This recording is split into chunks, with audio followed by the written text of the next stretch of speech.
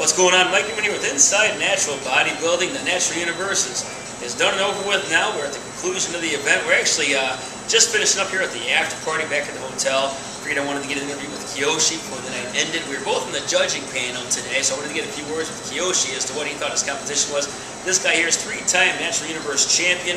Decided to sit this year out. So let's first and foremost get to that, Kiyoshi. After winning the Natural Universe the last 3 years in a row, what made you want to sit it out this year? You know, it wasn't so much sitting it out. I had to do what was best for me because I was also at the same time I was a coach with my daughter, so that took precedence over everything else. Sure, and she did good this year too. Yeah, she did very, very good. Yeah. But the last couple of years down in Australia, it was in October, and it's always been like in November, but this one got moved up to September.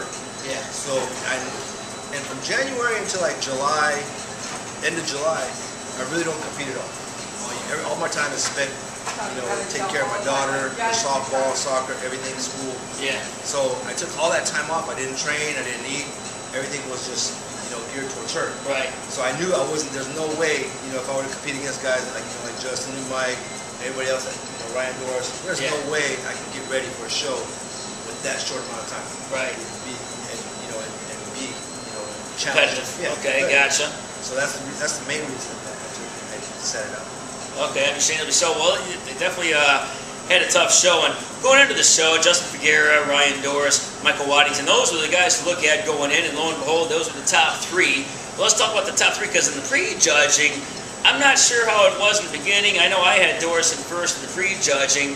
I'm not sure how the other judges had them, but we ended up re-judging him again at the finals. Okay, so you think it was a different outcome, and what happened there exactly? What's your take on that whole idea? You know what? I can't speak for the other judges, but I did when I was bouncing back and forth between Doris and Firgaira, and I kept looking and I tried to nitpick at certain body parts. Yeah. And I was just like, God, I had Doris first, I had Justin second, just because of what they looked like at that time. Yes. When they came out at nighttime, it was completely different. Absolutely. Firgaira was a lot harder, a lot more crisp, and it seemed the more they posed, it seemed like Doris kind of started fading a little bit. Yeah. And his back got a little bit softer, front got a little bit softer. But Doris's back is still big, still wide, but it just seemed certain areas got a little bit soft. It wasn't hard and crisp. Firgaira kept coming on and on and on and on. Yeah. And then we got the judge. We're gonna judge him again. Right. I was like, well, let's do it. We took the top three. We judged him again. And came out with a different outcome. Absolutely. Now, I was in the audience while I was at the judging table, and I seen Justin Firgaira come out, and I'm like, you know what? Justin looks a lot tighter now than he looked this morning. He looks it was noticeably different. And I'm like, man, if he would have looked like this morning, then it could have been a different outcome. I might have gave him first place. And that's when Kathy Saldana came down and gave us the word that we were going to rejudge him again, and it came out in Justin's favor this time. So yeah, totally different outcome now. Ryan Doris is only 25 years old, certainly somebody to look for in the future. What do you think he needs to do to beat guys like Justin Firgaira and even Cleveland Thomas, who he'll meet at the Pro International in 2 weeks? Right now, I would just say, what, for him, and this is to Ryan Doris, be patient. Yeah. With him, age, even like with Justin, Mike, myself, we're already in our 30s. Yeah. We already have muscle maturity, we already have time on our side. He's still young. Right. And he's still learning his body, what it can do and what it can't do. With him, it's just being patient. Even with Cleveland Thomas. Yeah. Cleveland Thomas, Philip Ricardo, they're already late 30s. Yeah. Coming into Philip's about to be 40 already. He's already 40. So they already have the muscle maturity. They've already learned how their body works. Ryan is still getting into that that phase. Yeah. With him, I would love to be 25 again. Sure. And look like him. Yeah, absolutely. Oh God, I'm sure Just everybody else. You look at him. It's damn 25. You're kidding me. He's ahead of the game. That's for sure. So with him, it's just being patient. Okay. If he can stay patient and just keep learning, getting better and better and better. Honestly, Mike, within 5 years, I don't see anybody touching him. Yeah, he's going to be a force. That's for damn sure. Well, so we know enough about Doris and Justin Firgaira now, and it's no surprise what Firgaira did coming into the show, nor Doris for that matter. What about Michael Waddington? Why do you think he fell to third place, and what could he have done to place higher? Put me on the spot now. I mean, we're both judges. We just got to critique him. I know what I would say. When I look at, I'm gonna be honest. When I look at Mike, and I look at he has a different type of physique. Yeah. The course, he's a little bit taller. You know, his lats are high, so they don't drop all the way down. It doesn't give him that V taper that he needs. And comparing his legs to Justin's legs, his legs to Ryan Doris, Firgaira and Doris have a sweep. Now I'm nitpicking a little bit. They have a sweep to them. Mike doesn't have that sweep because he's a little bit taller. So I think that's one of the things that really, really hurts him. Sure. And you know, if you really look at his physique, you try to nitpick certain things, he's a little bit blockier. Yeah. And you know, if he built up that back width-wise and get that sweep going a little bit, a little bit more, it'd actually give him more of an X-ray. Right. But like right now, when I look at him, and you know, and I argue with a lot of people on this, I say he doesn't have that X-ray that like a Firgaira and Doris does. You know, that he needs that sweep and that more width. Yeah, that's the consensus. He came in a little blocky. Now, there were only 8 guys in this lineup, but it was the best lineup I've seen. I've been to only 4 pro shows this year, but it was a deep lineup, a lot of competitors. And they said there were 4 ties in the whole show, in the whole pro men lineup. So out of those 8 pro men, outside of the top 3, did anybody else stand out that got your attention? Yes, they did. I want to say, well, Ryan Ahlstrom? Ryan Ahlstrom, yes. And then there was another guy. Actually, there was a couple guys, because you know what? When you look at that whole lineup, there was 8 pro men. Yeah. Usually, when you have even like any kind of lineup there is, whether it's 1 through 10, 1 through 8, 1 through 5, there's always like the last 2 or last 3 that don't really look that good. Yeah. They don't come in shape.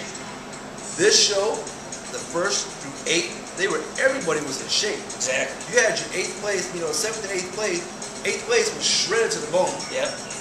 You know, Teran Lopez, which I think placed 7th. Right. 7th. He had striated glutes. I mean, but he didn't have the size. No. And then you just kind of went up. Everybody had striated glutes. Everybody was shredded. Everybody was in condition. Yeah. Then you had Habadine Ahlstrom. I think that's how you say it. Habadine Ahlstrom. That's how you say his name. Even he's got potential. He's he's got the thing. I think he plays 6, but he's also somebody that could be a force later on down the road as well. He had those outer thighs, and could do better in the conditioning department in the back, especially. Well, we were talking about him. Right. During prejudging. Yeah, this guy looks pretty good. Exactly. So certainly something to look for later on down the road. He placed kind of low. I think he placed right where he needed to place. But nonetheless, it was a tough lineup. But Brian Ahlstrom, I've only seen pictures of him. I knew he was going to bring the conditioning. He's a Team Wilson athlete. Cliff Wilson always brings his athletes in condition. But I didn't realize he was going to have the full muscle bellies that he had. He came in a little more full than I thought he did. He could do better in the front sitting relaxed pose, but his side poses and back poses, I was impressed with him. What do you think about Brian Ahlstrom? I liked him. With him, and I heard, I believe it was one of your podcasts, posing is a lot. Yes. If you're not showing your strengths, then it's going to hurt you. And a lot of people come out there and they're not posing right, and they're showing their weaknesses. Yeah. And in his case, he was showing his weaknesses. And a lot of the poses, like the front relaxed, it wasn't a certain thing that he should be doing. Right. But there was another guy, I can't remember his name, but we were going back and forth with him. He had red trunks on. I can't remember his name. Ryan, I think it's Ryan. Or I know what you're talking about. He's going to do the Pro International in a couple of weeks. Yes. He ended up taking 4th or 5th place. I think he's from St. Louis. Right in there somewhere. Yeah, his name keeps slipping me. I shouldn't forget his name after the next couple weeks. He looked good. But yeah, he was shredded at the shredded glutes, and he's number 153. I wanted to keep bringing him. Yes. Well, the problem was, the reason we don't know a lot of these guys' names, because in the INBA, PNBA, they didn't give us the names of the competitors. They gave us the numbers of the competitors. That way we can't play favoritism. We don't know who they are. We just have the numbers and all that. So I didn't know their names. But yeah, competitor number 153 was that was. And definitely looked good. But yeah, like we said, all the guys look good. What about the Pro Masters, man? You got John Hansen. Congratulations, John Hansen, for getting a big win. He looked a lot better than a lot of people thought he was going to come in looking. Yeah. A lot of people didn't expect John Hansen to look the way he was going to look. What do you think about John? John looked good. I was very, very impressed. But, I've known John since we first competed, in 1998 at the first Natural Olympia. Yeah. And, ever since then, I've always been in awe of him. Yeah. I was like, man, I want to win that Natural Olympia like he did. And when I saw him tonight, it actually kind of, I can't say it got me teary-eyed, but it kind of hit me a little bit because, you know what, he's been working so hard for something. Yeah. And, I believe it's been, 20 years, 15, 20 years? Yeah, this is 20-year anniversary, I think it was. Yeah. And he got to do it in his hometown, in front of his hometown crowd. He looked good. Yeah. He looked very, very, he came shredded. Especially in the hamstrings. He was training like a man possessed all year long, so he definitely earned it. And I saw him during registration. Yeah. His face was thinned out. Yeah. And you could see it in his hands. I was like, this guy's ready. Absolutely. Yeah, and he got the Best Poser Sword Award as well, so congratulations, John Hansen, for taking that home. And so let's talk about the Natural Olympia now. That's 10 weeks away. Yes. Right? 10 weeks away. So how do you think, what kind of package is Kiyoshi Moody going to bring to the Natural Olympia? And are you going to take it home for the 4th time this year? You know what? I can't say what kind of package I have no idea. You know, but it'll be improved from last year and the years before. Okay. You know, I usually, you know, I'm not going to sit here and lie to you and say I don't. And this will be the first time that I'm trying something that I've never tried in any show. I'm not going to cheat. And this is how I'm putting it out there now, because every show that I've done last year, the year before that, I've always cheated. All the way maybe like 2 weeks into the show. Really? I'm always, you know, that's just. And you've gotten away with it. And I've gotten away with it. Okay. But now that I'm getting a little bit older and I see Justin getting, you know, he's getting a lot better. Michael Waddington, these guys are hungry. Yeah, absolutely. And this year, this is the first time, you know, I told Julianne, my girlfriend, I said, this is going to be the first time I'm not going to cheat at all. You just can't risk it. No. I want to come in where it's just, you know, I want to walk on stage and be like, damn, shit, give it to him now. You know, so dominate the competition. Yeah. Sure, that's how it should be. But, you know, I can't say I'm going to win it. I don't know. You never know what's going to happen on, you know, on that day. But nonetheless, are you saying, isn't this your last year competing? You throw it in after this? You know what? I've talked to a lot. I've talked to Denny and I've talked to my girlfriend. They're telling me just take it one year at a time. Sure. In my heart, this year has been really, really hard for me. So, you know, just because I want to put more effort into my daughter even more. Yeah. And, you know, I want to be involved with her schoolwork a little bit more, which is kind of like, it's not so much secondary, but, you know, I can't be with her all the time. Right.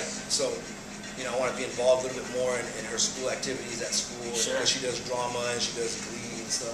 Okay. So I want to be involved a little bit more. So I can't say, you know, if this is going to be my last year or not, but, you know, I've told some people that this might be my last year. It might not. You know, so I really can't say, you know, I'm going to take it 1 year at a time. After Natural Olympia, I'll go back and, you know, we'll think about it a little bit more and, you know, and see where it goes from there. Check it out.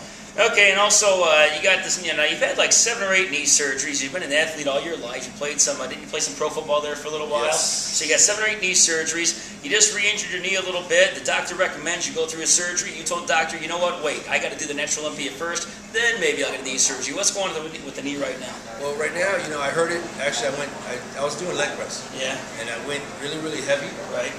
And usually when I do go heavy, you can see it in my videos, I do wrap my knees. Sure. I've always wrapped my knees just because I've had, you know 4 ACL reconstructions, you know, MCLs and PCLs. I've had the whole deal, scopes, everything. Yeah. And I've always wrapped my knees when I go heavy. This is one time I did not wrap my knees. I didn't wrap my knees. I was pushing out the leg press. My knee buckled in. I heard a pop. I didn't really think nothing of it. It hurt real quick. Yeah. It went away. I went a little bit lighter. I kept on going. I finished the workout, did leg extensions, finished the workout, did some lunges, finished the workout. I got home 30 minutes later, my knee just ballooned up like a wall. Okay. Went to the doctor in a couple of days, which was a good buddy of mine. He's an orthopedic doctor. Yeah.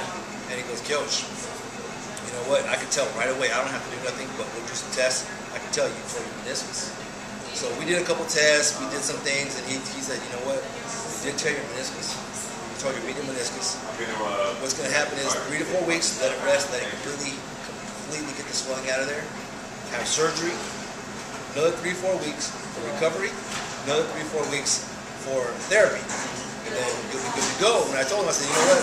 I have the Natural Olympia in 10 weeks. I go, what can I do? Yeah. I can't have surgery right now. He goes, the only thing you can do, ice, ibuprofen, rest, elevation, of course, you know, rice. And then if you have an electrical stimulation machine, EMS machine, he goes, that would be even better, but he goes, you probably won't have one. I said, you know what, actually I do. Yeah. Because all the knee surgeries I've How had. convenient.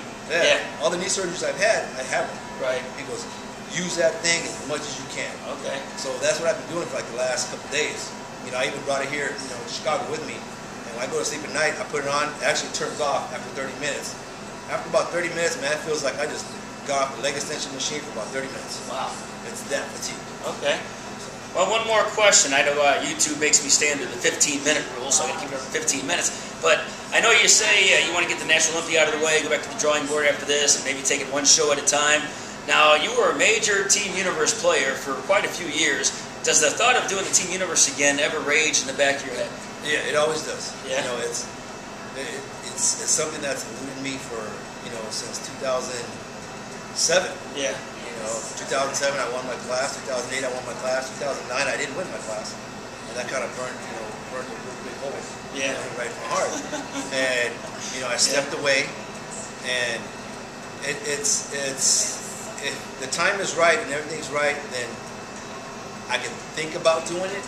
You know, I would love to do it again, but right now, you know, if I do end up going back into the NPC, which is be difficult because of everything that would happen before. Yeah. It's, you know, it gets